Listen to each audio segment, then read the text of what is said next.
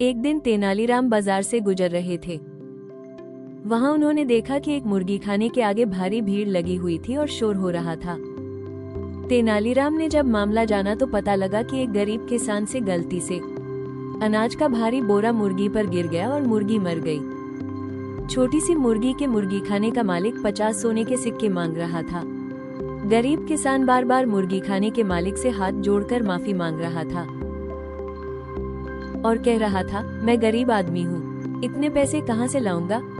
मुर्गी का मालिक बोला, अगर मेरी मुर्गी जीवित रहती तो 2 सालों में ये 50 सिक्कों के बराबर की मोटी ताजी मुर्गी बन जाती। सारी बात जानकर तेनालीराम मुर्गी खाने के मालिक के पास पहुँचे।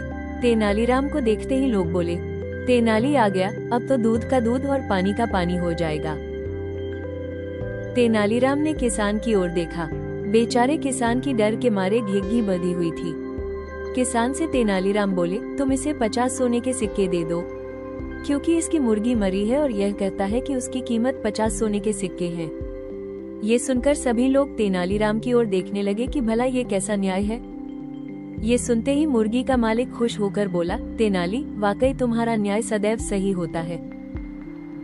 मालिक की बात सुनकर तेनाली बोले, हाँ भाई, मेरा न्याय सही ही होता है, पर यह बताओ कि तुम्हारी मुर्गी साल भर में कितना बोरी दाना खा जाती।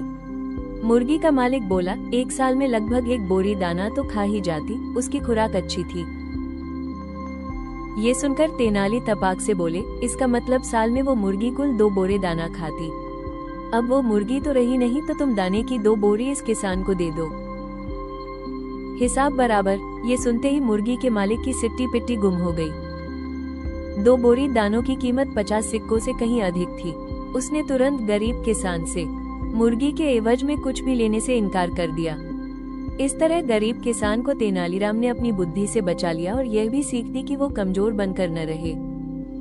आत्मविश्वास के साथ हर समस्या का सामना करे और उसे हल करे।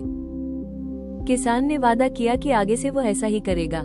इस प्रकार तेनालीराम अवसर मिलने पर लोगों को सशक्त बनाने के लिए सदैव आगे रहते थे।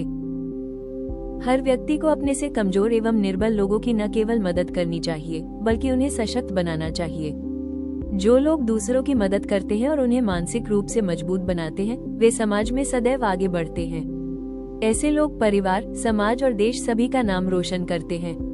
किसी को सशक्त बनाते समय अपने मन में कभी भी यह धारणा नहीं बनानी चाहिए कि उससे भविष्य में कोई लाभ होगा। निस्वार्थ भाव से जो निर्बल को सबल बनाते हैं, वे ही सच्चे अर्थों में इंसानियत को निभाते हैं। लोगों को समझकर तेनालीराम की तरह जीते। अगर आपको बुद्धिमानी और प्रेरणादायक कहानियां पसंद हैं, तो चैनल को फॉलो, सब्सक्राइब जरूर करें।